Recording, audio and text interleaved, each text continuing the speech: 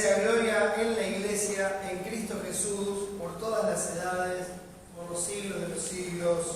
Amén.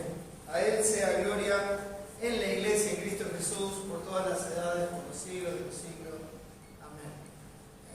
Si hay algo que me va a dar mucho gozo, es que cuando terminemos de estudiar el libro de Efesios, nos quede bien grabado este texto, porque nos va a recordar siempre la obra de Dios y el propósito de la Iglesia, ¿no?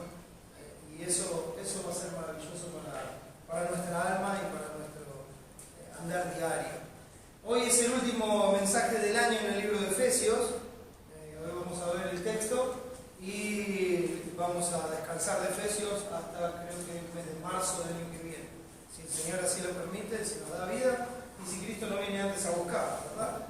Así que hoy será el último mensaje en el libro de Efesios. Los últimos domingos de este año estaremos viendo algunos pasajes con respecto a nuestro Señor, a su nacimiento y a su sacrificio y a las razones de su venida a este mundo, y que el Señor también nos dé sabiduría y nos acompañe. También será el último mensaje de Hechos del año. Así que bueno, que el Señor nos dé gracia y nos ayude a ver su obra completa en todo momento.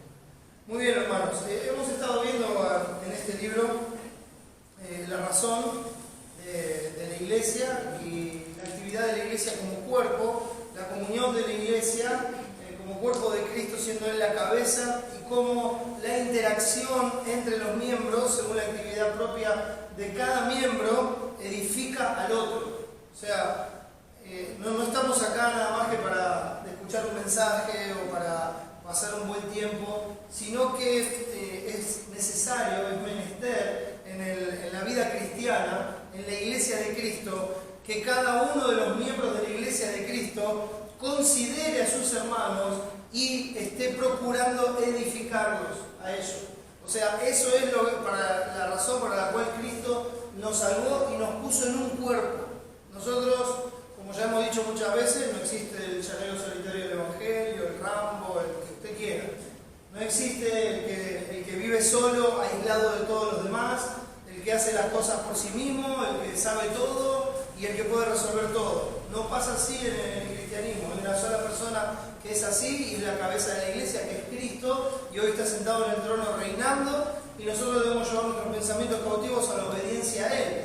Y si nuestro pensamiento nos lleva a pensar que nosotros podemos hacer las cosas solos, que no necesitamos depender de nadie y que no necesitamos a los demás, entonces lo que hay que hacer es arrepentirse, confesarle ese pecado a Dios, negarnos a nosotros mismos, sujetarnos bajo la cabeza que es Cristo y obedecer sus mandamientos y saber que solos no podemos vivir, porque no es el diseño de Dios.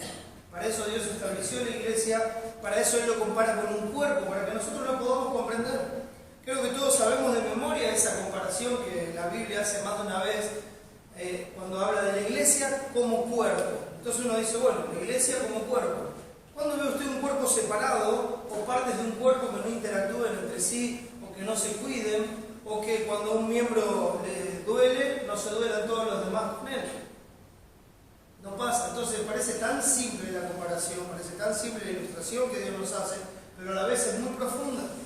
Porque entonces este grupo de personas que estamos aquí, salvados por la gracia de Dios, estamos unidos de la misma manera. El vínculo es el Espíritu Santo, el vínculo es el amor de Cristo, es el vínculo que nos une, es el vínculo de la paz, es el vínculo perfecto del amor. Entonces nos tiene a todos unidos, tenemos que interactuar juntos, eso es la Iglesia de Cristo. No puede haber partes del cuerpo que estén separadas o totalmente inútiles en el cuerpo. Cuando hay una parte del cuerpo que está enferma o que no sirve para nada o que está infectada, miren, lo más probable es que uno vaya al médico y que atienda eso. Lo tiene que tratar, porque si no lo puede llevar hasta la muerte. De hecho, cuando Pablo habla de Himeneo y Fileto y habla de lo que ellos estaban haciendo en la iglesia, dice que su palabra comerá como... ¿Y dónde agarra la gangrena? Agarra el cuerpo. ¿Y qué pasa cuando la gangrena agarra una parte del cuerpo? Si no se atiende a tiempo, eso se va extendiendo hasta que llega un punto que lo mejor para la salud del cuerpo cuerpo, es cortar eso. Es cortarlo. ¿Se da cuenta que la ilustración del cuerpo está en toda la Escritura?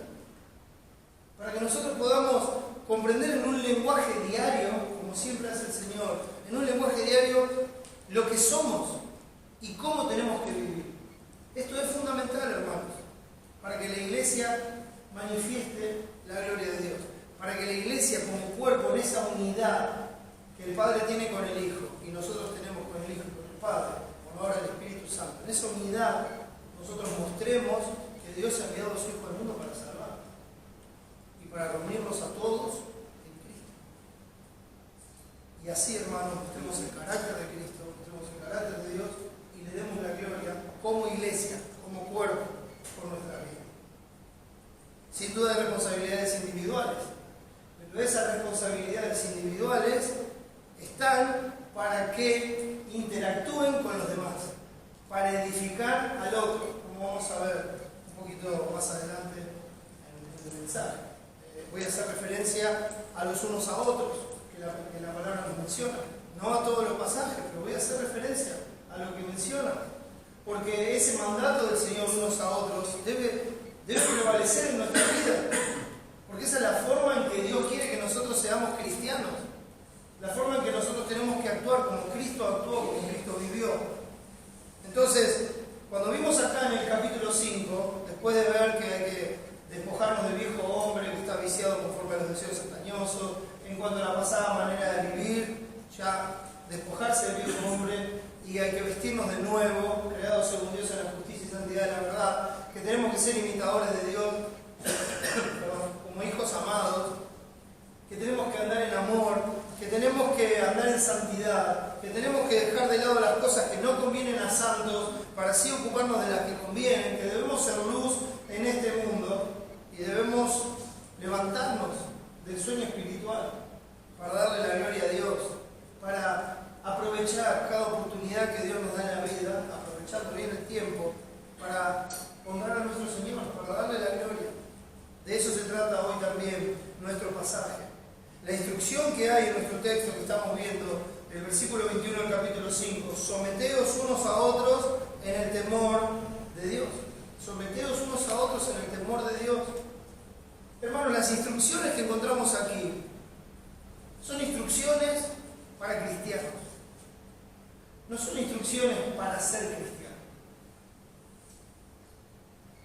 No son instrucciones como para que uno llegue a ser un buen cristiano. No, estas son instrucciones para cristianos. Esto solo puede pasar, como vimos en el mensaje anterior, con un corazón regenerado. O sea, uno ya fue puesto en Cristo por la obra soberana de la gracia de Dios. Entonces, recibe esto ya como cristiano, como alguien que está en Cristo. Pero si está en Cristo por la fe, entonces su vida va a reflejar a Cristo y por eso llega a ser un cristiano. Recuerden que a los discípulos en Antioquía se los llamó cristianos por primera vez porque estaban viendo la vida de ellos. Saulo y Bernabé habían llegado a Antioquía y se congregaron con ellos por un año y les enseñaron la palabra. Y después de ese año, después de ser expuestos a la palabra, de ser enseñados en el Evangelio, dice que a los discípulos se los llamó cristianos por primera vez. ¿Por qué?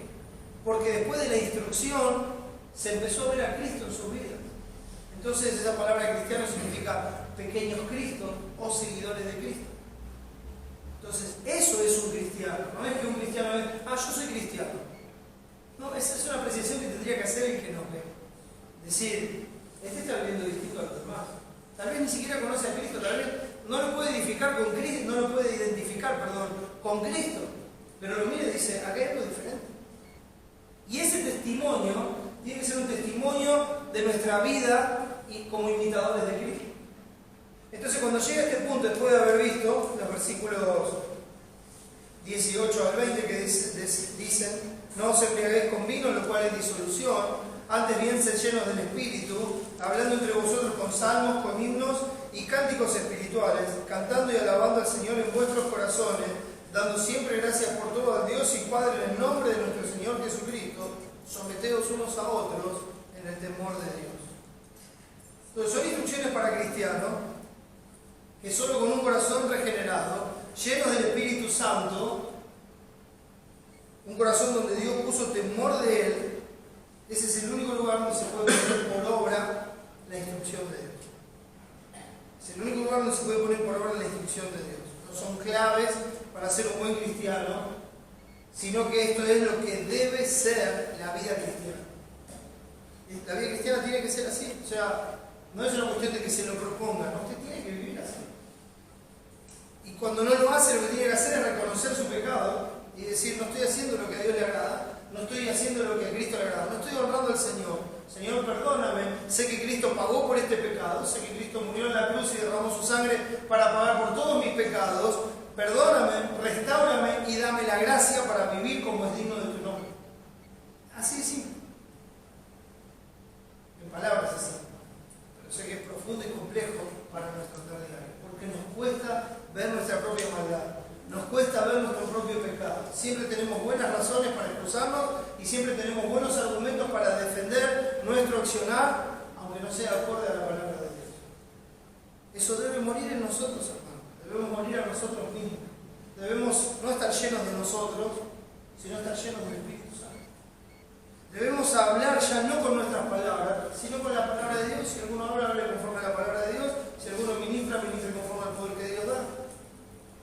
Hablando, cantando, alabando a Dios en nuestros corazones, como una acción de gracia continua, una alabanza continua en la vida, en la forma de proceder, en la forma de hablar. Es por darle gracias a Dios, darle gracias a aquel que dio su vida por nosotros, darle gracias a aquel que nos rescató. Imitar a Cristo en su obra y carácter es lo que dará la gloria de Dios en la iglesia. Imitar a Cristo en su obra y carácter es lo que dará la gloria a Dios en la iglesia. Como dije recién, nuestro texto es el 21, someteos unos a otros en el temor de Dios, y lo que estamos viendo es que los integrantes de la iglesia son sumisos. Los integrantes de la iglesia son sumisos. Vamos ahora a pedir a Dios que nos ayude a someternos a Él.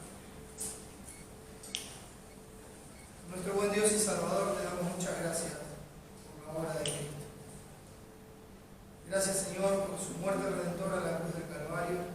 Gracias, Padre, porque Él hizo la obra necesaria para traernos de la muerte a la vida. No solamente has quitado el pecado del medio para reconciliarnos contigo, sino que también nos has declarado justos por la justicia de Cristo.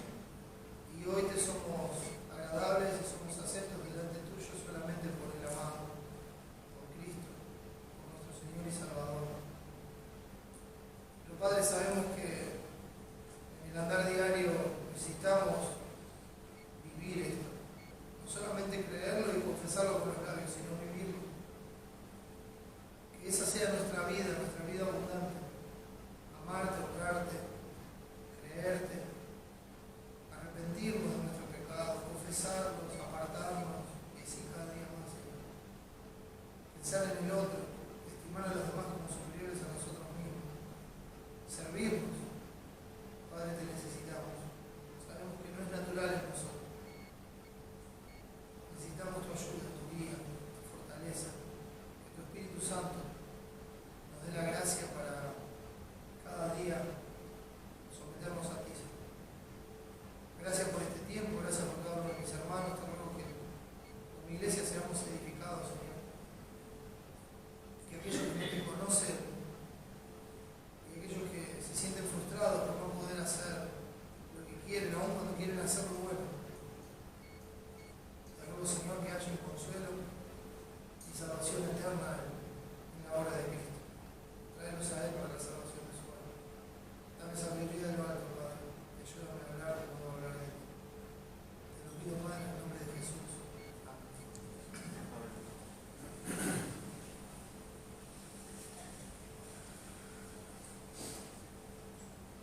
El texto dice, someteos unos a otros en el temor de Dios, y hemos visto algunos aspectos ya sobre este texto en el otro mensaje. Sé que apareció atrás mío. Golpe. Me sentí iluminado. Hablamos de distintos aspectos de esto en el mensaje anterior, pero hay algo que es fundamental, hermano, y que nosotros tenemos que entender. A veces esto nos de usar esta palabra, y espero que vaya bien, me causa cierta repulsión el hecho de pensar que nos tenemos que someter a los demás. Es como que reniega nuestro ser de esto. O sea, nuestro ser lo ve esto y choca contra eso. Entonces uno lee este texto y si lo lee en forma natural, someteos unos a otros en el temor de Dios. Y uno dice, bueno, yo a Dios me someto. Yo no me someto a nadie más. O sea, yo soy yo, a mí no me digan lo que tengo que hacer, no me digan a dónde tengo que estar, no me digan cómo tengo que vivir. Yo soy yo voy a hacer mi vida, es lo que me toca. Bueno, usted tiene que pensar si es cristiano o hace lo que quiere. Porque las dos cosas no son compatibles. Este texto no está hablando solamente de que uno se someta al hermano que tiene al lado. No. Eso es el resultado de que nosotros nos sometamos a Dios. O sea, yo nunca me voy a someter a mis hermanos, nunca voy a estimar al otro como superior a mí mismo si yo no estoy sometido a Dios, si yo no estoy bajo el temor de Dios. Eso es lo que me causa ese rechazo, esa repulsión. Porque en realidad, cuando yo digo, no, yo no me voy a someter a que tengo al lado, bueno, la esposa no se quiere someter al esposo, normalmente no nos queremos someter a las autoridades, no nos queremos someter a los patrones, no nos queremos someter a nadie. Nos molesta, nos quejamos, este patrón es malo, estos padres son padres malos, este esposo es un esposo malo. El problema es que nosotros no estamos temiendo a Dios y no nos estamos sometiendo a Dios. Porque en ningún lugar de la Escritura nos habla de ese sometimiento a las autoridades, unos a otros, a los padres, a los amos. En ningún lugar se nos dice que debemos hacerlo si ellos son los mejores esposos del mundo, los mejores padres del mundo, las mejores autoridades del mundo o quien sea. En ningún lugar se nos da esa opción. Se nos dice que debemos someternos unos a otros. Y hermanos, esto está hablando dentro del cuerpo de Cristo, esto está hablando en el cristianismo. Pero por naturaleza no nos gusta someternos. No nos sometemos a nadie. No respetamos nada. No respetamos orden, no respetamos horarios, no respetamos programas, no respetamos aquello que es beneficio para los demás, no estamos pensando en el otro, pensamos en nosotros mismos. Yo hago lo que quiero, cuando quiero, como quiero, llego como quiero, hago las cosas como a mí me gustan. Bueno, si al otro no le gusta es un problema del otro. No, eso no es cristiano. Eso no tiene que ver con la obra de Cristo. El cristiano considera a sus hermanos y se pone debajo de ellos. Porque Cristo hizo eso con nosotros, hermanos. Cristo hizo eso cuando vivió acá. Y si hay alguien que en sí mismo tenía derecho a no someterse a nadie, es el Rey de Gloria, sentado en el trono eterno. Y Él se despojó a sí mismo, se tomó forma de siervo, se hizo como nosotros y fue obediente hasta la muerte y muerte de cruz, sujetándose a todos, sometiéndose a todos, estimando a los demás como superiores a Él mismo. Pero nosotros no podemos someternos ni a las cosas mínimas. No consideramos ni siquiera una obra de amor el hecho de pensar en el otro, el hecho de no ser tan egoísta. A veces son cosas muy simples, hermano. Nosotros pensamos en nosotros mismos y es evidente. Uno va a un lugar de reunión. Y lo único que le preocupa es llegar, sentarse, acomodarse y recibir todo lo que pueda. Pero el cristiano no hace eso. El cristiano llega antes, se fija en qué puede ayudar a los demás, se fija qué necesitan los demás. Y no estoy hablando solo de la reunión, sino que es solo un ejemplo, porque eso muestra lo que hay en el corazón. Eso muestra lo que hay en el corazón. Y lo que hay en el corazón es una falta de sometimiento a Dios. Por eso dice, someteos unos a otros. Y la clave de esto es en el temor de Dios. Es por temor a Dios que me someto. Y ahora voy a explicar qué es el verdadero temor a Dios. Qué es el temor a Dios bíblico.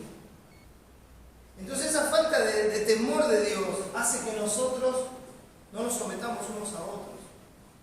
hace que el cuerpo no funcione como cuerpo, hace que cada miembro no cumpla con su actividad, hace que cada miembro no ministre a los demás la gracia que ha recibido de Dios, como dice 1 Pedro 4:10.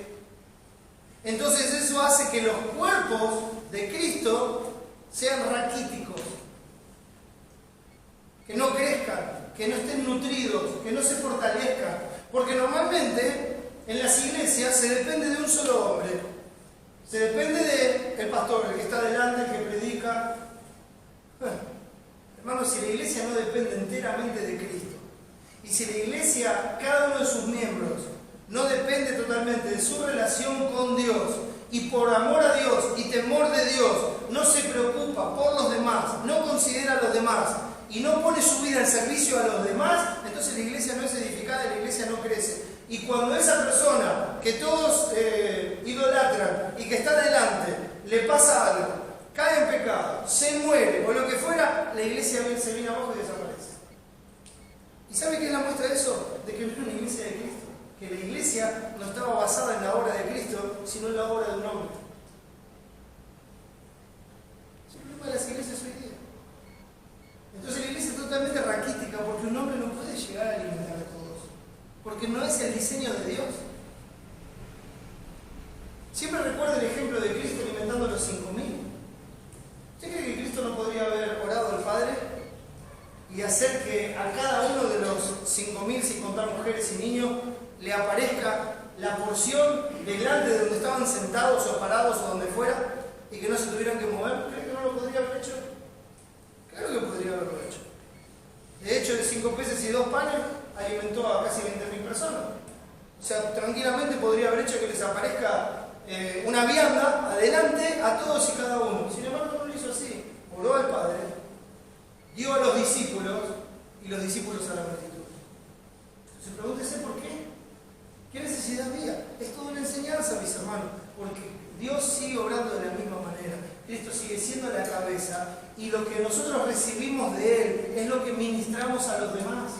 Así es como debe funcionar. Así es como debe funcionar el cuerpo de Cristo. Pero para eso es fundamental que nosotros estemos sometidos a Dios en temor de Él. La vida del cristiano, mis hermanos, la vida del integrante de la iglesia, es un reflejo de la relación que tiene con Dios. Cuando se ve como nosotros vivimos, se ve qué relación tenemos con Dios. Si nosotros actuamos en forma egoísta, desinteresada, prepotente, no considerando al otro, haciendo lo que nosotros queremos, sin pensar como cuerpo, entonces lo que está mostrando es la relación que usted tiene con Dios. Y eso sería una no relación. Eso es una no relación con Dios. Porque Dios piensa como cuerpo. Dios piensa como una sola persona. Cristo la cabeza, la iglesia el cuerpo. De esa forma piensa Dios. Y así lo dejan las Escrituras y así nos manda a vivir. Entonces cuando nuestras actitudes reflejan nuestra relación con Dios. Entonces esa falta de interés por los demás, ese excesivo interés en mí mismo, ese excesivo interés en mis problemas, en mi situación, en cómo la estoy pasando yo, en mis dolores, en mis temas, sea cual fuera, ese excesivo interés que hace que yo me olvide de los demás, que hace que desconsidere a los demás, que desconsidere la situación de los demás, que desconsidere lo que los demás han preparado, etcétera, etcétera. Ese excesivo interés en uno mismo hace que el cuerpo se muera de hambre. Y al mismo tiempo tiene que hacernos pensar, ¿realmente soy un cristiano? ¿Realmente soy un integrante de la iglesia? ¿Soy parte del cuerpo de Cristo? ¿Realmente estoy sujeto en el temor a Dios? ¿Realmente es así? La conducta, mis hermanos, o como también dice la palabra, la manera de vivir, es el resultado directo del temor a Dios en nuestro corazón. Hoy quiero que veamos las cosas un poco distintas. Quiero que veamos varios textos para ver cómo la Biblia, en su totalidad, que no vamos a ver toda la Escritura, pero cómo la Biblia en su totalidad presenta esto como una unidad perfecta. O sea, va a ver que los textos que vamos a ver y los pasajes que vamos a ver muestran esa unidad del cuerpo, esa unidad del cuerpo con nuestra relación con Dios. Con nuestra relación con Dios. Primera de Pedro, capítulo 1, un texto bien conocido por nosotros, el versículo 17, dice así: y si invocáis por Padre a aquel que sin acepción de personas juzga según la obra de cada uno, conducíos en temor todo el tiempo de vuestra peregrinación. Muy bien. Dios acaba de decir acá en su palabra: sed santos porque yo soy santo. Ciñan sus lomos con la verdad y anden como tienen que andar. Y les dice: y si invocáis por Padre, si ustedes dicen que Dios es su Padre, si ustedes dicen que el juez justo es su Padre, si ustedes dicen que aquel que no hace acepción de personas es su Padre, entonces deben conducirse, su manera de vivir, su forma de actuar, tiene que ser en temor todo el tiempo de vuestra peregrinación. Entonces, es lindo decirle Padre a Dios, es lindo orar al Padre en el trono, es lindo tener la certeza de que Él nos escucha, pero eso se refleja en la vida. Eso se tiene que reflejar en la vida. Nuestra conducta tiene que ser en temor de Dios todo el tiempo, no en temor de los hombres, no en temor de otras cosas, ya lo vamos a ver, sino en temor de Dios todo el tiempo de vida que tengamos en esta tierra hasta que Él venga o nosotros vayamos a Él.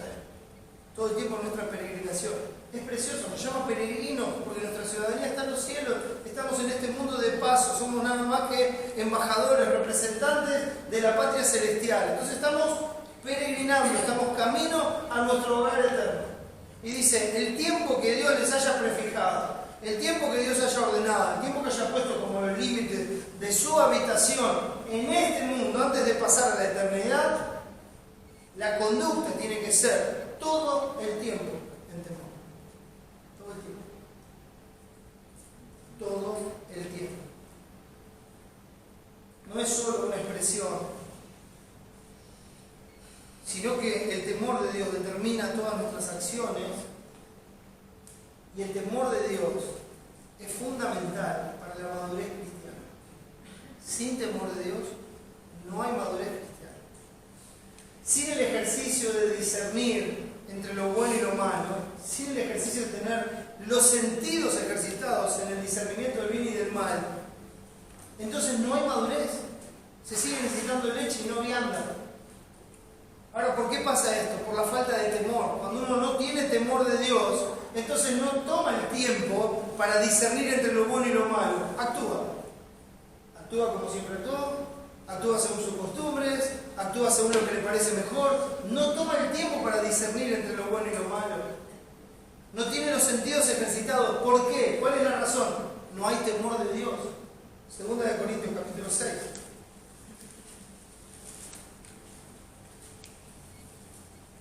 Este es el pasaje que habla acerca del yugo desigual.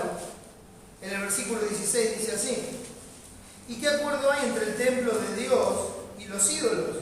Porque vosotros sois el templo del Dios viviente, como Dios dijo: habitaré y andaré entre ellos y seré su Dios, y ellos serán mi pueblo. Por lo cual, salid en medio de ellos, habla de santidad, de santificación, salid en medio de ellos y apartaos, dice el Señor, y no toquéis lo inmundo, y yo os recibiré. Y seré para vosotros por Padre, recuerden, si invocáis por Padre, seré para vosotros por Padre, y vosotros me seréis hijos e hijas, dice el Señor Todopoderoso.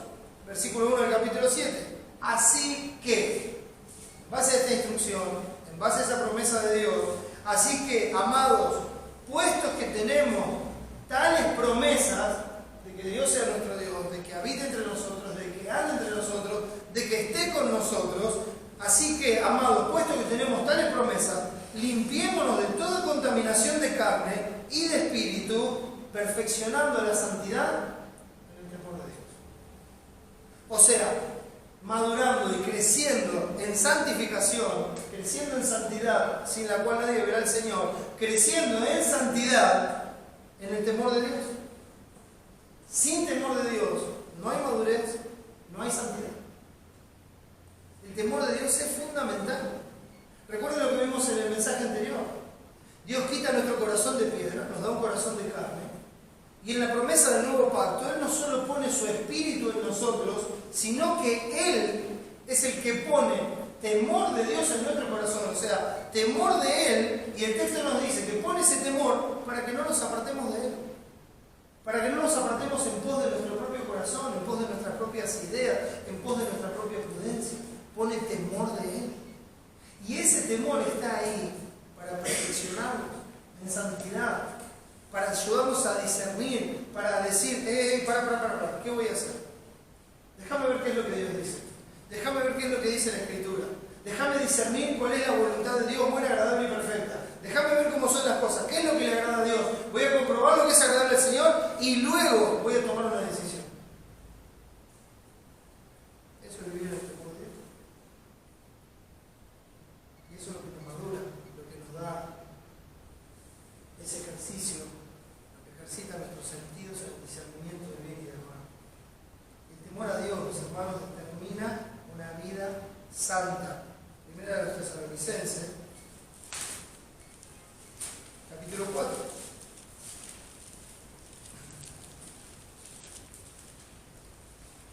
También un pasaje conocido, el versículo 7 dice así: pues no nos ha llamado Dios a inmundicia, sino a santificación. Ahora fíjense que esto está relacionado, ya lo vimos en Pedro: sed santo porque yo soy santo. Si invocan por Padre, condúzcanse en temor. Dice: ustedes salgan en medio de ellos, límpiense de toda contaminación, de carne, de espíritu. Yo voy a ser su Padre, voy a ser su Dios, voy a habitar entre vosotros, así que perfeccionen la santidad en el temor de Dios. Y el texto nos dice: no nos ha llamado Dios a inmundicia, sino a santificación. ¿Y cómo perfeccionamos la santificación? La santidad en el temor de Dios.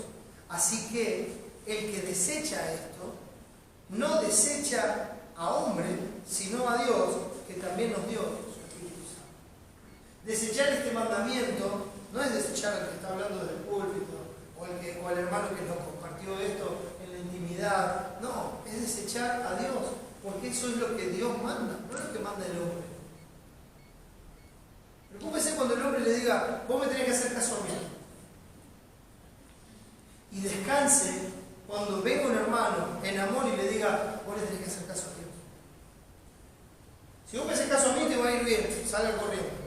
Ahora, si le dice: temé a Dios, haz lo que Dios manda, y Dios va a prosperar tu camino. Y hermano, por favor, cuando hablamos de prosperidad, estamos hablando de prosperidad espiritual, que no siempre es acompañada de prosperidad física y material. No siempre. Sin temor de Dios no hay santidad. Y sin temor de Dios, la vida es solamente religión y moral en presencia de los demás. Entonces uno se vuelve un moralista, se vuelve un religioso, que ha aceptado determinadas normas cristianas para vivir, y no solamente las aceptó, sino que ahora, a partir de esas normas cristianas, que no siempre son todas las correctas, las que uno tiene en su cabeza, pero a partir de esas normas cristianas, que ahora acepta, empieza a juzgar la vida de los demás. Ni siquiera se acuerda de sí mismo. Religión, mis hermanos, y una moral religiosa que no tiene nada que ver con el cristianismo. Nada que ver con el cristianismo. Es apariencia de piedad, pero están negando la eficacia de ella, porque no ha transformado su vida. Se han acostumbrado a determinadas reglas, se han acostumbrado a determinadas costumbres, valga la redundancia, a determinadas prácticas, aquellas cosas que se enseñan como mandamiento de Dios cuando son solo mandamientos de hombre. Entonces se acomodan a tal o cual iglesia, a tal o cual costumbres, a hacer las cosas de tal o cual manera. Y nosotros como cristianos tenemos que acomodar a Dios. A Dios. Y buscar hacer las cosas como a Dios le agrada. Y comprobar lo que a Él le agrada. Sin temor de Dios no hay santidad. No hay santidad.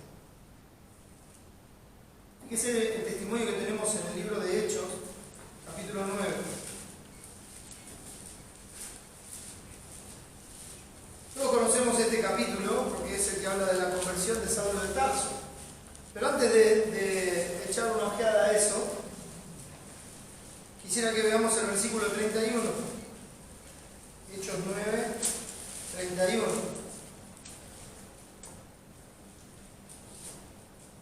Dice así: entonces las iglesias tenían paz por toda Judea, Galilea y Samaria, y eran edificadas, ¿cómo, hermano? Andando en el temor del Señor, y se acrecentaban fortalecidas por el Espíritu Santo. Entonces, ¿cómo eran las iglesias edificadas? Andando, otra vez, esa palabra que habla de la conducta, de la forma de vida. ¿Cómo eran edificadas esas iglesias? Andando en el temor del Señor. Entonces, su vida está marcada por el temor de Dios. Están sometidos a Dios. Entonces se someten unos a otros en el temor de Dios, se edifican mutuamente y hay paz. Recuerdo que decía el capítulo 4 de Efesios, cuando dice que tenemos que estar solícitos en guardar la unidad del Espíritu en el vínculo de la paz. Paz. La que Dios nos dio en Cristo al reconciliarnos, la que Dios nos dio en medio nuestro al reconciliarnos con Él. Maravilloso, hermano, nosotros podemos estar en paz, pase lo que pase entre nosotros. ¿Sabe por qué? Porque no hay ninguna cosa que pueda pasar entre nosotros que no pueda ser perdonada por medio de la obra de Dios. Entonces eso quita de nosotros el rencor, la amargura. Porque dice, no, pero no sabe lo que me hizo. Mira, no sé lo que te hizo. Sé lo que vos le hiciste a Cristo, sé lo que yo le hice a Cristo.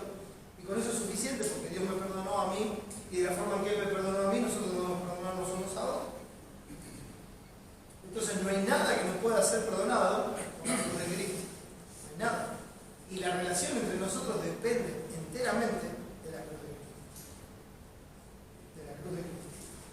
Entonces las iglesias tenían paz por toda Judea, Galilea y Samaria, eran edificadas andando en el temor del Señor y se acrecentaban fortalecidas por el Espíritu Santo. Es un pasaje que habla de las iglesias. ¿Se da cuenta, no? No es que Cristo tiene muchos cuerpos, por favor. Habla de las iglesias porque está haciendo la distinción, como bien nos enseñaba el otro día el pastor Cristian, en las iglesias locales.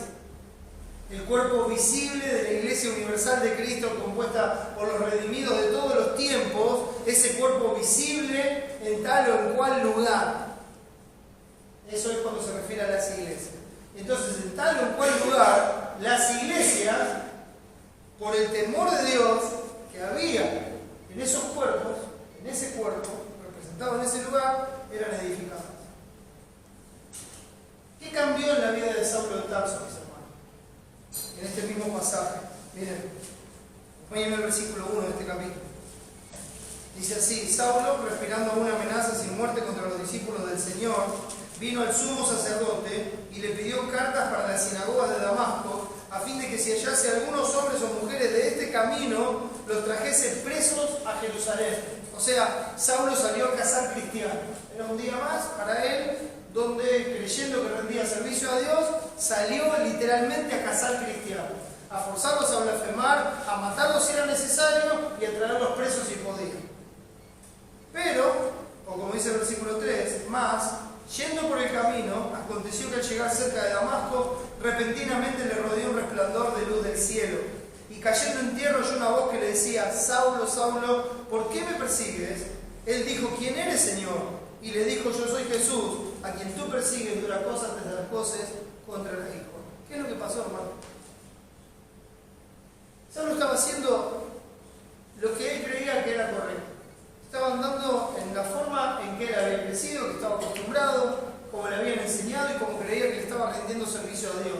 Y mientras estaba, como él relata después cuando da su testimonio, él dice: ocupado yo en esto, mientras él estaba ocupado en esto, un hombre que estaba sobre los demás, que no temía a nadie, como también se habla de ese pueblo, ¿verdad? Que no temía ni a Dios ni a hombre. Saulo tenía una posición muy alta, no tenía que tener temor a nadie, andaba con gente que lo acompañaba, andaba con gente que ejecutaba sus órdenes. Saulo de Tarso. Ahora, cuando a él le aparece el Señor Jesucristo, cuando le aparece ese resplandor, mayor que la luz del sol al mediodía, como él mismo da testimonio, y él cae postrado en tierra, o cae, o está ahí, abrumado por lo que ve, lo que él pregunta es, ¿quién es Señor? Él no sabía quién estaba delante de él, pero de algo se había dado cuenta, que ese era el Señor. Y eso fue lo que cambió la vida de Saulo de Tarso. Eso fue lo que cambió la vida de Saulo de Tarso. Jesús le contesta y le dice, yo soy Jesús a quien tú persigues, dura de cosas tras las cosas contra la hijo. ¿Por qué? Porque automáticamente, al reconocerlo como Señor, su corazón fue lleno de temor. Y la próxima pregunta que él le hace, después de saber quién es ese Señor, recuerden que lo estaba persiguiendo, mis hermanos. Estaba persiguiendo todo lo que fuera posible para causar daño al nombre de Jesús de Nazaret. Lo está yendo en contra de él. Y de repente se da cuenta que tiene el Señor adelante y resulta que ese Señor es el que él estaba persiguiendo. Y dice, Jesús de Nazaret, yo soy Jesús a quien tú persigues. Se terminó la discusión, hermano. Soberanamente Dios le cambió el corazón, puso su espíritu en él y puso temor de Dios en él. Y en ese momento, la próxima pregunta que le dijo es, Señor, ¿qué quieres que yo haga? Versículo 6. Él, temblando y temeroso, dijo, Señor, ¿qué quieres que yo haga? Me gusta cuando Isaías dice que Dios está con aquel que tiembla ante su palabra.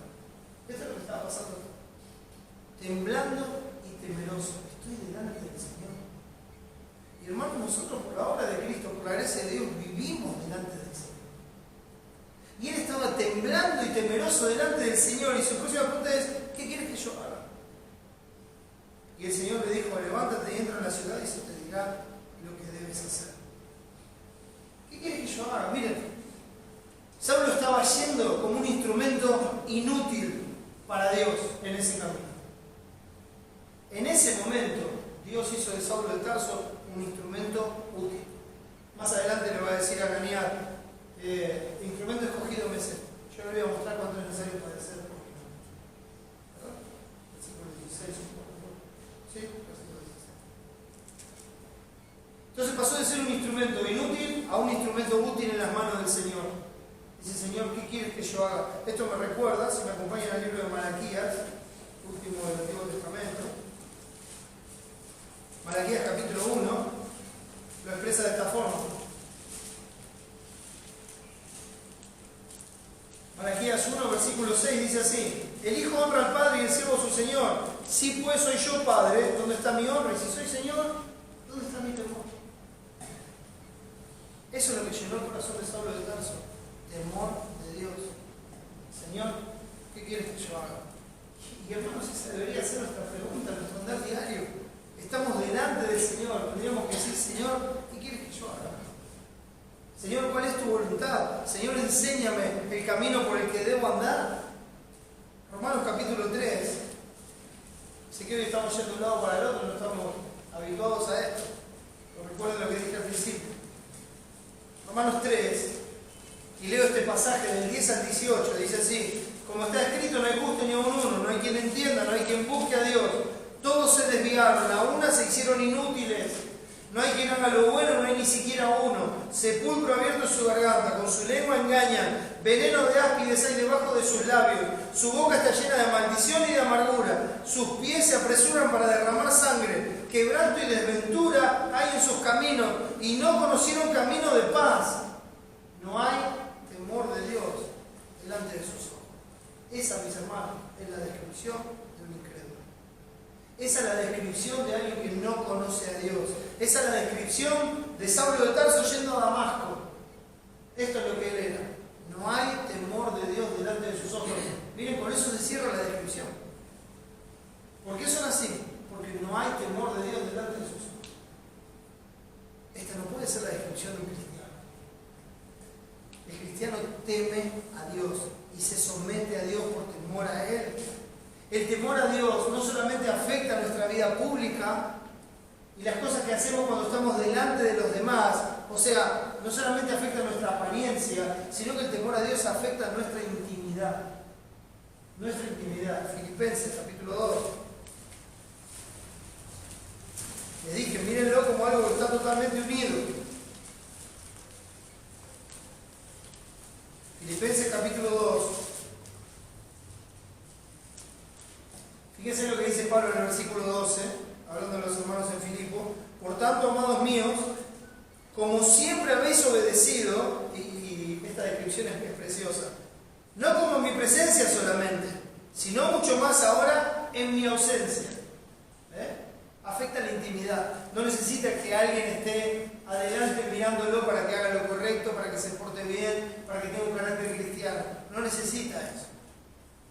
Sino que cuando está esa ausencia de aquel sobreveedor, de aquel... Nosotros sabemos que Dios nos está mirando todo el tiempo. Afecta la intimidad.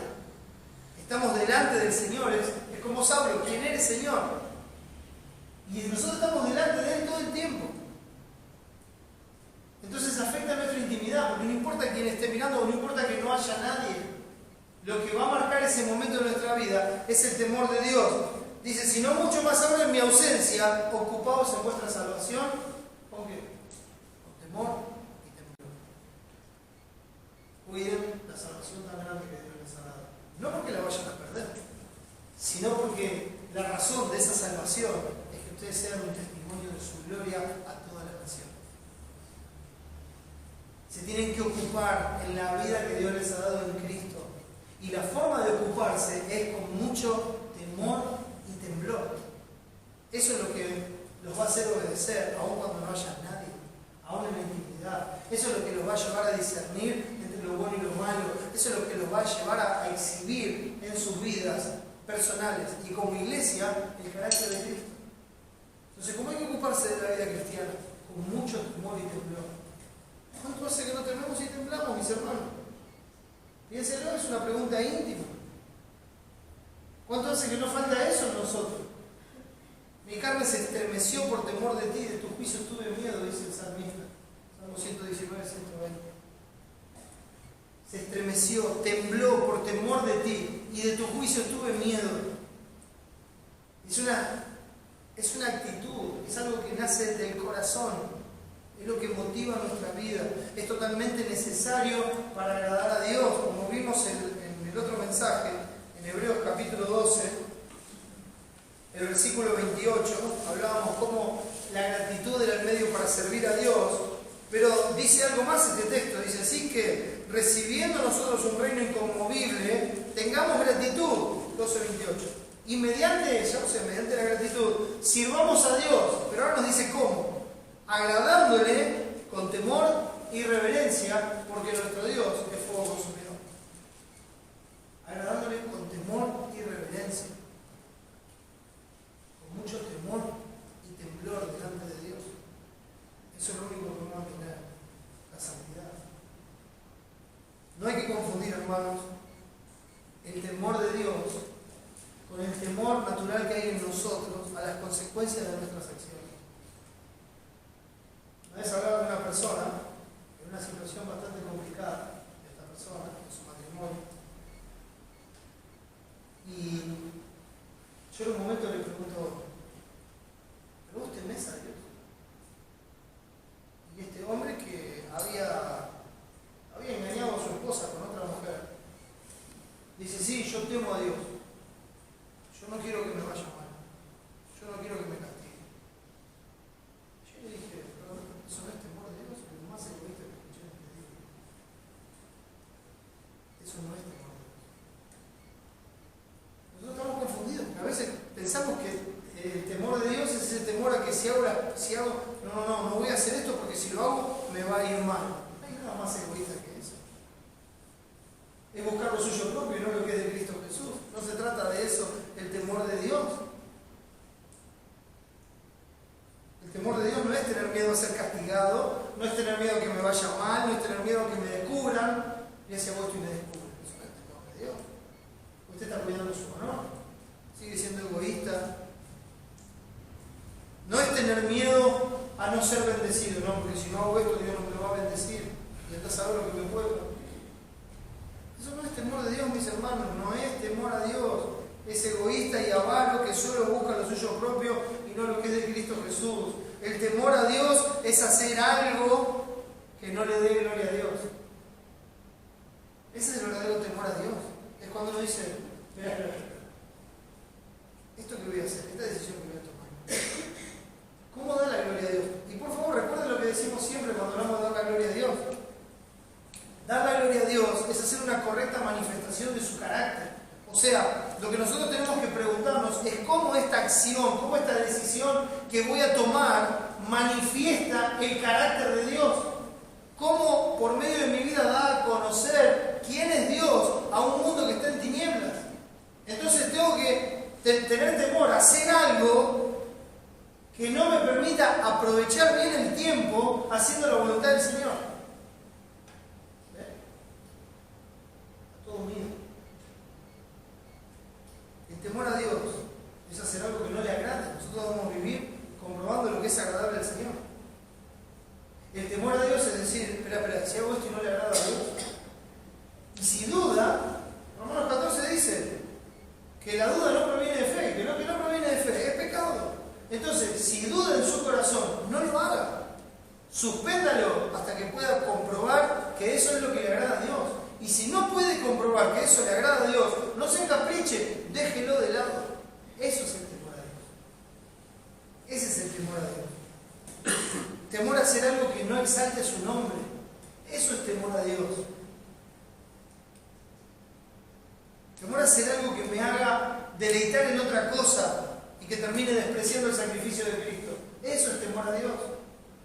Que de repente esté tomando una decisión que me haga deleitar en otra cosa más que en el sacrificio de Cristo. Eso es temor a Dios. Y por favor entienda bien. Dios nos ha dado todas las cosas en abundancia para que las disfrutemos. O sea, nosotros tenemos como una bendición de Dios el hecho de disfrutar todas las cosas que Dios nos da en esta vida. No estoy hablando de ese tipo de deleite. No estoy hablando de ese tipo de deleite. Estoy hablando del deleite profundo en el Señor. De algo que de repente me dé más gozo que el hecho de que mi nombre está escrito en los cielos. ¿Y cómo es esto? Bueno, eso que me da mayor deleite hace que deje de andar en base a ese gozo que tengo porque mi nombre está escrito en los cielos. ¿Me explico? Eso es temor de Dios. Que de repente me enrede en algo de este mundo y no me permita hacer la voluntad de Dios. Que las cosas de este mundo enreden mis pies. Ninguno que milita se enreda en los negocios de esta vida. Y cuando dice se enreda en los negocios de esta vida, no significa que no puede trabajar en otra cosa. Lo que significa es que si los negocios de esta vida enredan sus pies de tal forma que usted ya no puede avanzar en la vida cristiana, que usted ya no puede hacer la voluntad de Dios, entonces ahí está el problema. Ninguno que milita se enreda en los negocios de esta vida. Hay cosas que son lícitas, pero cuando esas cosas lícitas enredan nuestros pies y no nos dejan vivir para Dios, servir a Dios y hacer lo que a Dios le agrada, todas esas cosas se vuelven ilícitas. Ahora Dios sobre todas las cosas. Hebreos capítulo 10.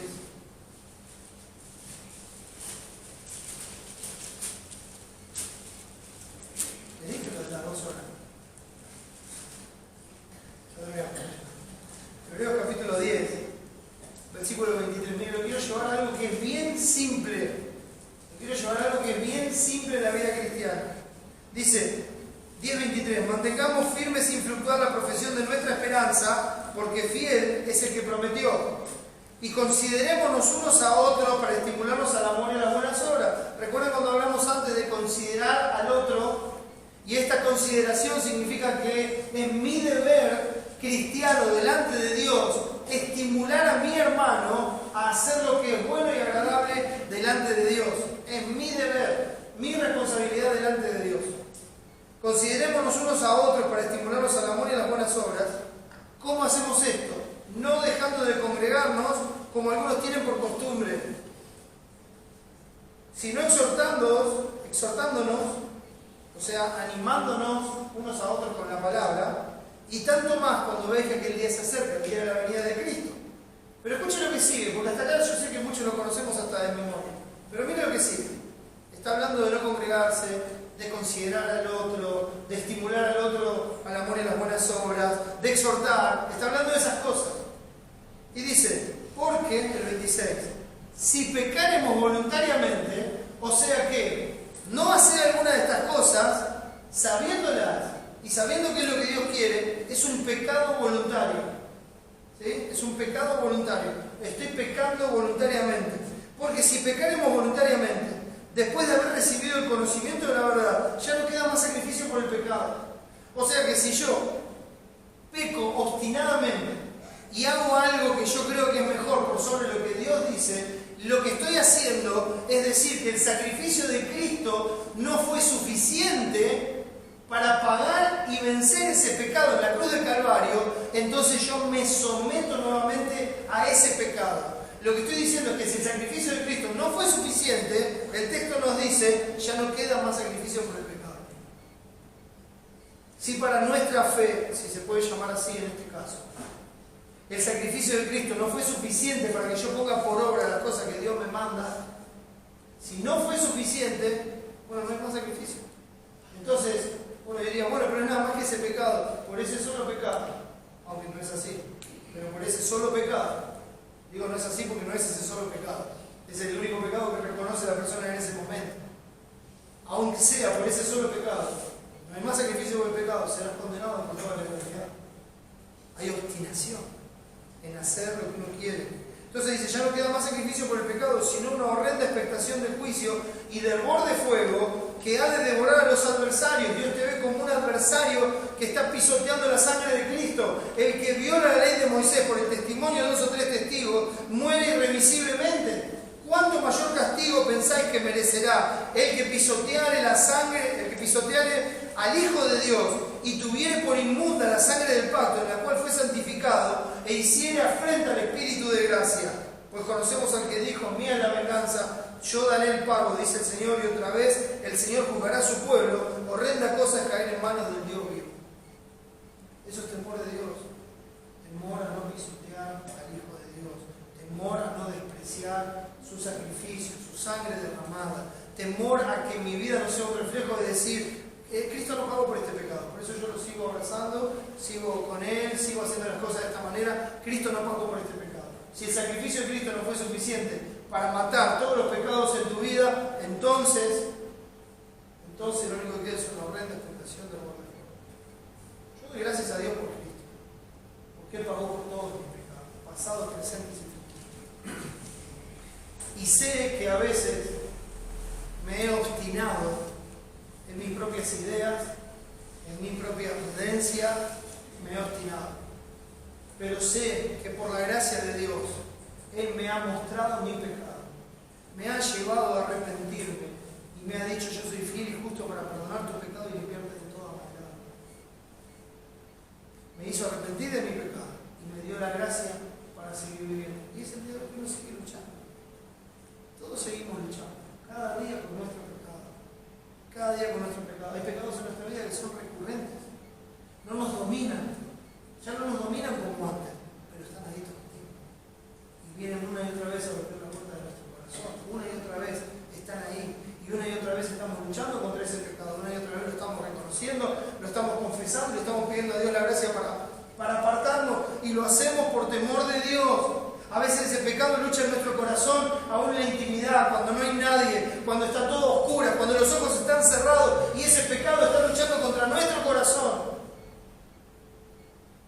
Y una vez más, sabemos en ese momento que el sacrificio de Cristo es suficiente. Y por temor a Dios, en esa intimidad, y aún sin que nadie lo escuche, le decimos, Señor, ayúdame. Señor, quita este pensamiento de mí, quita este pecado de mi corazón, ayúdame a vivir para ti. Eso, mis hermanos. Eso es temor a Dios. Si uno puede vivir así, practicando el pecado, es porque no hay temor de Dios en su corazón. Y esas acciones confiesan que el sacrificio de Jesús no fue suficiente. No hablamos de pecar, hablamos de la práctica del pecado. El verdadero temor a Dios debe ser la motivación de todas las acciones que realizamos. Ser entendidos en la buena voluntad de Dios, agradable y perfecta, pudiéndola comprobar con la Escritura, el temor de de Dios. Mirar atentamente en la perfecta ley, la de la libertad, y perseverar en ella, no siendo un oidor olvidadizo, sino un hacedor de ella, es temor de Dios. Conducirse con extrema prudencia antes de tomar cualquier decisión. Por tanto, no seáis insensatos, no entendidos. No conduzcan como necios, sino como sabios. Comprueben, sean entendidos de cuál sea la buena voluntad del Señor. Con extrema prudencia. Voy a tomar el tiempo que sea necesario. Y hasta que no sepa que esto da la gloria a Dios y que es agradable a Él, no lo voy a hacer. Ser conscientes de nuestro propósito aquí en la tierra. Y ya sea, mis hermanos, que comamos o que bebamos, todo sea hecho para la gloria de Dios. El temor de Dios hace que la pregunta, ¿cómo muestra la gloria de Dios? Esto que voy a hacer, esto que voy a decidir, sea la pregunta que controle nuestra vida. Eso hace el temor de Dios. Cuando estamos llenos del Espíritu Santo, hablando, cantando, alabando, sometiéndonos, son las cosas que marcan nuestro texto. Las cosas que marcan nuestro texto. Hablando entre vosotros con salmos, con himnos y cánticos espirituales, cantando y alabando al Señor en vuestros corazones, dando siempre gracias. Y el 21, someteos unos a otros, sometiéndonos unos a otros. Sigue hablando del mismo participio, en todos los verbos. Sometiéndonos unos a otros. Tomar conciencia de nuestra condición y posición en Cristo nos hará tener a los demás como superiores a nosotros mismos. Una conciencia clara de nuestra condición delante de Dios es lo que va a hacer y nos va a disponer a ver a los demás como superiores a nosotros mismos y a servirles por amor. Nos va a llevar a ser guardas de nuestros hermanos, a ser como Cristo dijo, un pequeño entre ellos. No suelo hacer esto, pero me pareció muy interesante una definición que dio William Hendrickson con respecto a este pasaje, y él dice así: cuando alguien es lleno del Espíritu, su deseo será preocuparse por las actividades mencionadas, o sea, hablando, cantando, alabando, sometiéndonos. La actitud hostil hacia estas actividades, o sea, una actitud de rechazo, una actitud de no querer estas actividades, o una actitud de indiferencia, o de la así llamada neutralidad, una actitud de indiferencia, decir, bueno, esto no es para mí, o la neutralidad de no inclinarse para ningún lado y dejarlo pasar. Luego de vuelta, la actitud hostil hacia estas actividades, o una actitud de indiferencia, o de la así llamada neutralidad, muestra que en el individuo a quien esto se aplicaría, no mora el Espíritu Santo. No encontré mejores palabras para decirlo. La actitud hostil hacia estas actividades muestra que no mora el Espíritu Santo. Y estoy totalmente de acuerdo.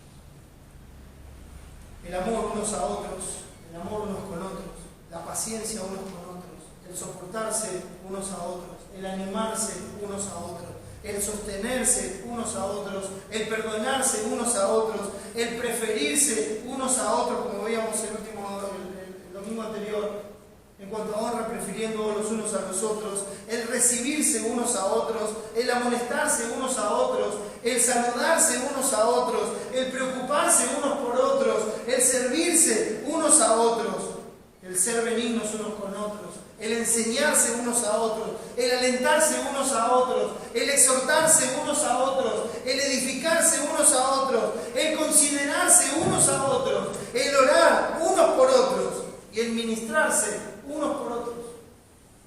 Son los mandatos que Dios nos ha dado para que nos sometamos unos a otros en el temor de Dios.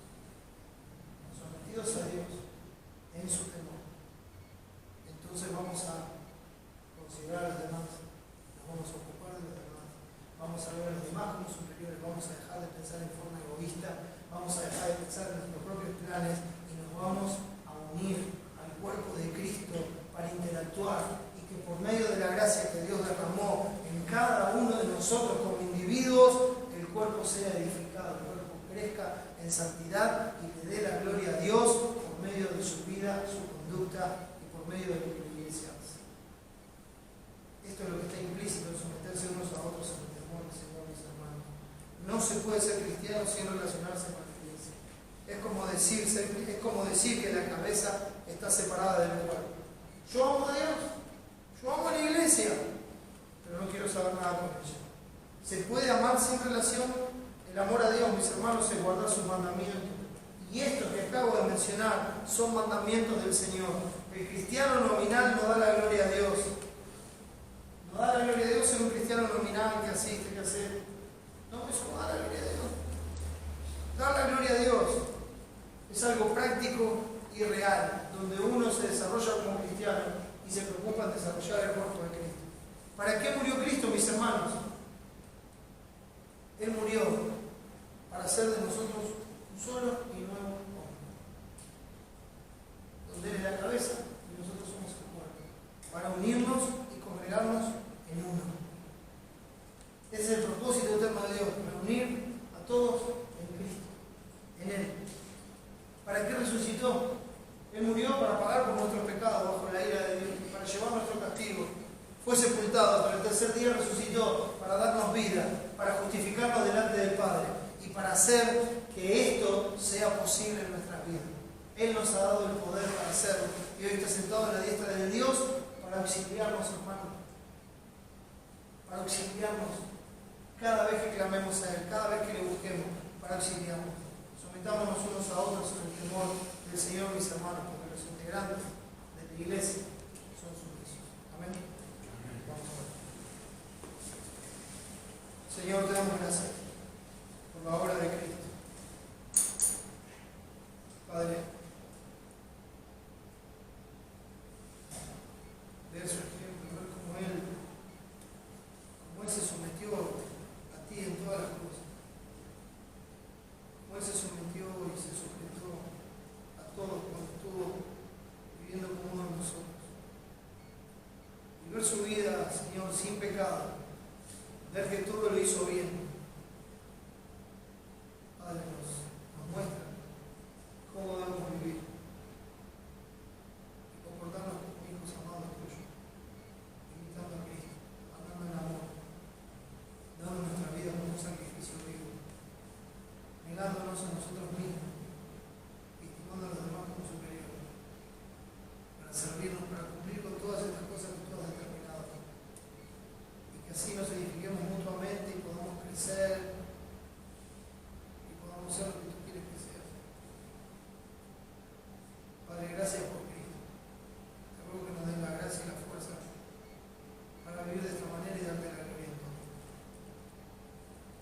Te ruego, Padre, por aquellos que no te conocen, por aquellos que han tratado y tratado de vivir así, pero que una y otra vez se han sentido frustrados y aún hoy se sienten frustrados, Señor. Padre, que la salvación